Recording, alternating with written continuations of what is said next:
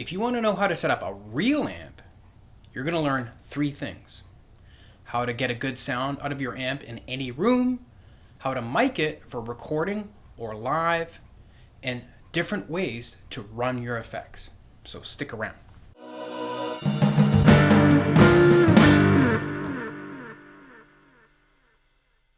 Perhaps you're in the new generation of players, or maybe just getting started.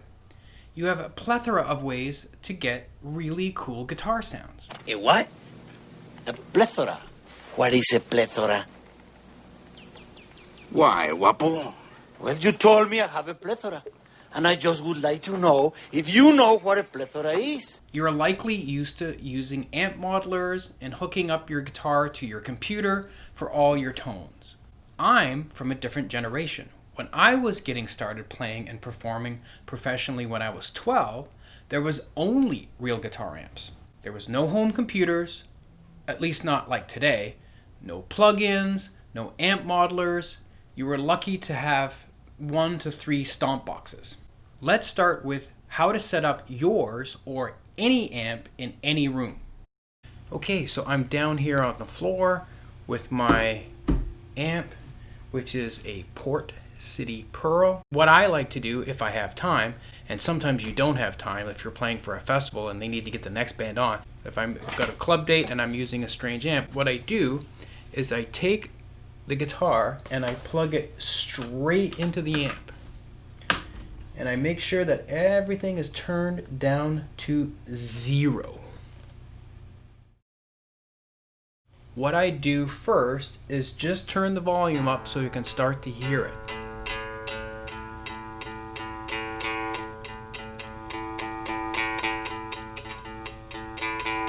And then, as you can tell with my amp, with all the other knobs off, I don't really get much volume. But there's a spot right about there that seems to be the sweet spot for volume that tends to be coming through, and I don't really understand why, but I'm going to take note of that. I'm going to assume that that's kind of my max headroom spot. So I'm going to back it back down, and what I'm going to do is bring the treble up a little bit. And I'm going to keep, I'll max the treble up. And of course, normally I'm not using my bridge pickup like I am here. So let me switch it over to my rhythm pickup. And I'll just keep moving the treble to where I tend to seem to want it, where it sounds good. And then I'll work my way towards the middle.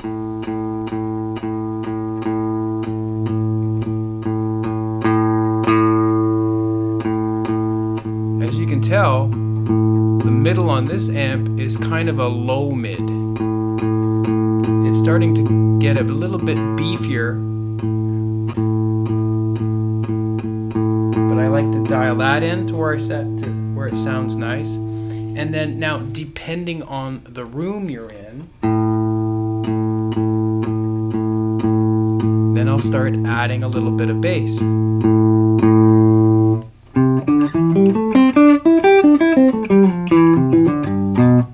And to me, that's a good start. And then from there, it's just how much volume do you need?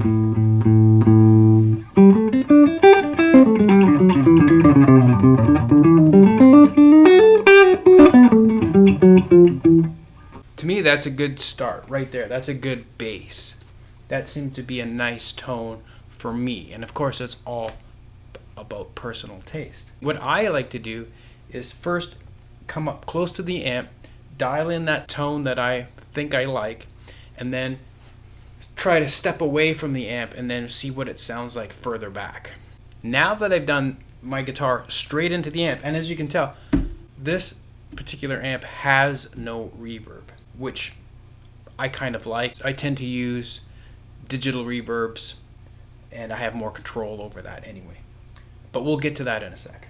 Now that I have it the way I want it, I'm going to unplug from the amp and then plug it into my pedal board. Then plug the pedal board into there. Now, if you have a good pedal board and a good set of pedals, the tone should stay the same, and that's what I love about my pedal board. That if I plug the guitar straight in or go through the effects, it basically sounds pretty much exactly the same. Okay, so now I've got my pedal board routed through into the input of my amp, and I'm not gonna right now show my pedal board because it's not about my pedal board, it's about the amp, setting up the amp. But we'll get to that in a sec.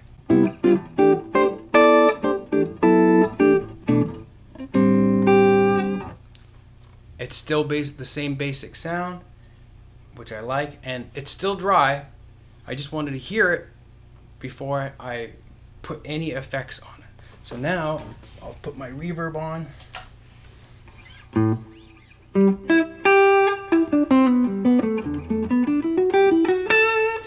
Now it didn't take me long to set that up, and you can get really quick at it. I know what I want my sound to be, and I can dial it in very quickly. Remember how I said some rooms are different than others? Well, there's this thing called coupling, and that's when your amp is in contact with the stage floor, and it's making such a contact with the stage floor in a way that adds to the boominess usually. Usually it doesn't add any treble. Sometimes that can be annoying because it's hard to dial it out because it's literally making the whole stage vibrate, especially if it's hollow, which they usually are. And then it sounds like it's making the whole room vibrate. And that is called coupling. And I've come up with a trick that I'd like to show you. I'll be right back. And that little trick involves this. A Y bungee cord. So now what I've done is I've tilted my amplifier back. It didn't come with any kind of a tilt mechanism, but I built one out of a road case handle that I installed on the bottom, and then that Y bungee cord I've got under the head of the amp.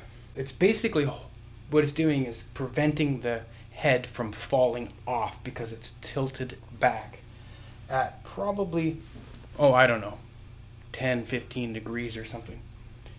And what this does is it helps to decouple the amp from the stage. And the benefit is, which I like, is that it provides a little bit more of an angle coming up. It shoots the sound coming up so I can hear it and monitor what I sound like. If you want to go see some pictures of it, I have it up on my website. I'll provide the link below. If amplifiers are completely new to you, let me explain a little bit about this one. This is called a head and cabinet style amplifier, where all the electronic components are in the head part. The speaker cabinet is a separate cabinet below. There are combo amps where the electronics and the speaker is all built into one cabinet. I have a couple here at home depending on what gigs I'm doing, but this is kind of primarily my tour rig. It's a 1x12 cabinet. That means that there's a 12-inch speaker in it. It's pretty light, which I enjoy because it doesn't bust my back. What I showed you on how to set up an amp not only works on this amp, but it should work on any amp. The same principles apply. Another trick that I sometimes do, especially when it's not my amp, where I have the road case handle installed on the bottom as a kickstand, is I'll use an A-frame guitar stand. And I'll prop it underneath. I used to do this years and years ago. And then basically angle the amp back, and you can strategically place it anywhere you wish, far in or not. You don't want to go too far back because the amp will tip over on you. You do not want the amp to tip over on you in the middle of the gig. I like this guy. So you still want enough weight coming down. But as you can see, I've got it just situated so when I'm done my set, I can just place my guitar right here in the the A-frame guitar stand, and someone can still come in and mic the speaker. So now let's talk about how to mic a guitar amp. This could be at a live venue, or it could be at home if you want to do some recording. Here are two valuable things when it comes to miking your guitar amp.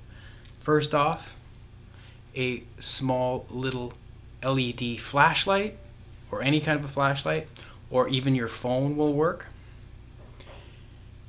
And a nice small little mic stand. I bought this at a music store. I can't remember how much I paid for it, but it was maybe around $15 to $20, and it has saved my butt a million times. And I'll tell you why, because here is a Shure SM57, pretty much standard mic that everybody uses in clubs and stuff. And when a sound guy comes over and dangles a mic cable over the amp and tries to mic my guitar amp like this, it drives me crazy, because the microphone is not built to pick up sound from the side. It's supposed to be straight on. If my hand is the speaker, it's supposed to be pointing straight at it. What do you do with a flashlight? Well, there might be some amplifiers where it's not as necessary as mine, but since mine is so dark, what you need to do is shine the flashlight inside so that you can see the speaker, because everything's black inside. What you want to do, you'll see the construction of a speaker, that there is a dust cap, it's called, in the center of the cone. And it's pretty much standard that most people aim for the microphone being split half on the cone, half on the dust cap. At least that's a good place to start. I usually just mic mine like that. And as you'll notice, I have some tape marked here. Instead of me going in and shining the flashlight every time I want to mic my amp, I just put some tape there so that I know what the right spot is. As long as I get that lined up right there, I'm good to go. So here's my mic stand.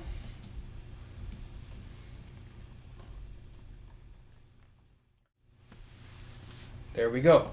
That is the perfect spot for my amp every time. So I just line it up in between the tape. Another thing about miking is a mic like the Shure SM57 wants to be pointed straight at the sound source. You don't want to angle it this way or this way, okay? You don't want it to be right up against the grill cloth either. What I do is I just place a finger in between. I've experimented with pulling the mic back, not in a live situation, but say here at home when I'm recording. And sometimes it sounds a little more natural to me when the mic isn't so close. But when you're playing live, you don't want any other sound bleeding in, so you try to get it as close as possible. And zero axis. Like I said, you don't want the microphone angled one way or to the other. You want it dead on. Okay, so I've turned my amp around because we're going to talk about a couple of things. First off, there are closed back cabinets and open back cabinets. Most combo amps, if you remember I was talking about those, are almost always open back. However, mine is, I think, a good sort of cross between both. It's slightly open. It has an oval shape at the back. I usually prefer to have some sound coming out of the back so that the rest of the band can hear me a little bit from behind. Drummers like to hear what you're doing sometimes, the bass player. And there are occasions maybe where I don't want to do that. And I have another back panel for this that would go on here and make it completely sealed off. If I was playing it in a big space, like a big theater, maybe the closed back might work better, because you don't want a lot of sound reverberating on the stage, mixing in that way. It's more controlled if you have the sound pushing forward and it's all mic'd up, and then you let the sound guys, the sound techs, push the sound back to you via monitors or wedges on the stage. But on a small club, I like the sound to kind of help fill the room, and it helps me not be so loud. I can turn down because the sound is spreading out and gives you almost more like a organic 3D sound sometimes. Often amplifiers that come in a head and cabinet configuration have a switch at the back to switch the impedance. It's not usually a whole lot to worry about until it's time to worry about it. Always know what your speaker cabinet, what the ohms are for that. That's the impedance that the speakers are designed at. This is an 8 ohm speaker. So I have my amp head set to 8 ohms. The highest output impedance on this amplifier is 8 ohms. I can put it into a 16 ohm cabinet, no problem. But if I have this set to 8 ohms and I'm pushing it through a cabinet or a speaker that's only rated at 4 ohms, then there's a problem. Because now the amp is working harder because it wants to look for something with an 8 ohm impedance. And if it's only seeing 4 ohm resistance, then it's like pushing too much information to that, and you could totally ruin your amplifier. You can burn out the transformer in it, or a transformer, the output transformer. I have a speaker out because I physically connect the speaker and cabinet so that you can take them apart. They come in their own separate cases. And here, this is the main thing that I wanted to show you. Return and send. Sometimes it's called preamp out, power amp in. It's the same thing. Preamp out would be send. Return would be power amp in. There are 2 stages in any amplifier, whether it's a solid state or tube. Preamp section and a power amp section. To put it most simply, an effects loop is an insertion point between the preamp and the power amp section. This is a series effects loop, and some more expensive amplifier manufacturers make amplifiers with parallel effects loops. Hold on to that parallel thought, because we're going to get to that in a second. We're going to create a parallel loop with my pedal board, but we'll come back to that. We're going to try putting some effects through here and see what happens. Okay? Now, it's my opinion that, at least for me, I do not usually need to use my effects loop for several reasons.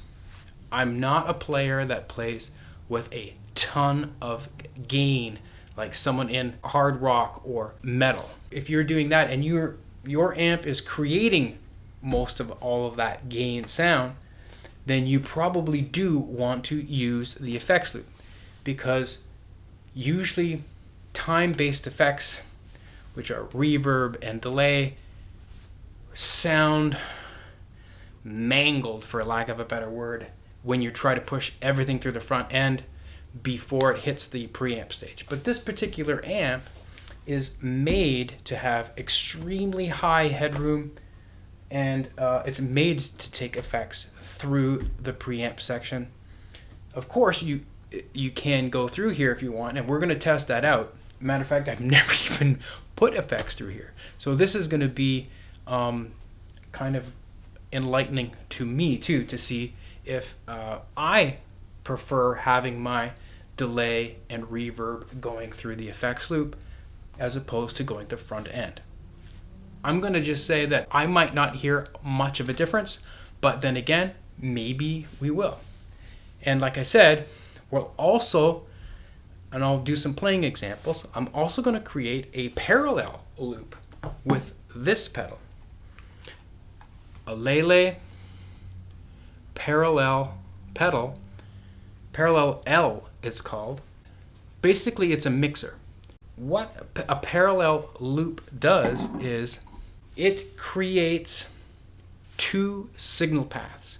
One that's completely dry and the other one completely wet. Okay, I know I'm going in semicircles, but it doesn't matter. In other words, it's two signals. Okay, it's not stereo. Since one signal is completely dry and the other one is wet, you can now blend in how much of the wet signal you want in with the dry.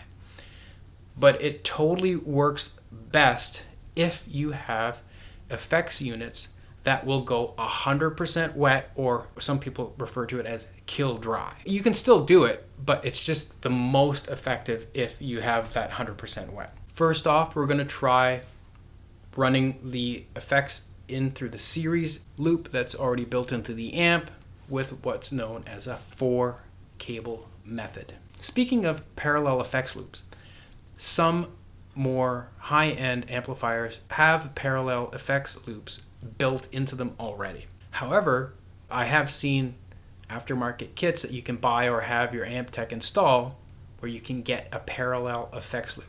Just wanted to mention that. That is an option. You can get someone to do it for you. Okay, let's get our effects loop set up. What I'm going to do is play 3 different examples. I'm going to solo through the same chord changes. Of course, they're going to be different solos. The first example will be my effects going straight into the front of the amp. The second example will be using the series effects loop built into the amp. I will just only be putting the delay and reverb through the effects loop in series. And then the last one will be setting up a parallel loop with my parallel L. And then lastly, 3 short examples playing exactly the same thing with no music or rhythm section behind me, just all guitar.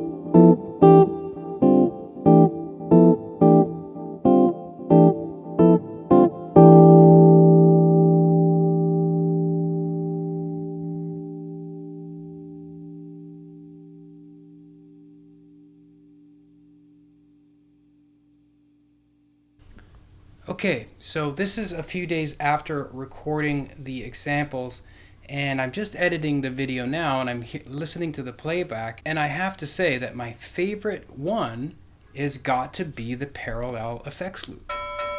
I didn't think I would really notice that much of a difference. And maybe you can leave some comments and let me know what you think. But to me, going straight into the front of the amp, it sounded good. And it did sound pretty clean because my amp is built that way for it. However, when it got to the series loop, I thought that things did sound a little more separated, except to my ear it sounded a little bit muddy. And that's probably because of the preamp section having to push that signal through the cable all the way through the effects and then bring it all the way back to the power amp section again. So it felt a little muddy to me, like there was some loss of high end and definition, but the separation between my dry guitar signal and the reverb and the delay was improved. And then lastly, the parallel loop sounded the best to me, and I don't know if you noticed this, but when I was watching and listening, to me I sounded the most inspired. Not only was there a great separation between the effects and my dry signal, there was no loss of definition and high end like in the series loop. Don't forget to comment below, give this video a thumbs up, subscribe to my channel if you're digging what's going on here. If you ring that bell icon, then you'll get notified every time I put out a video. Thanks.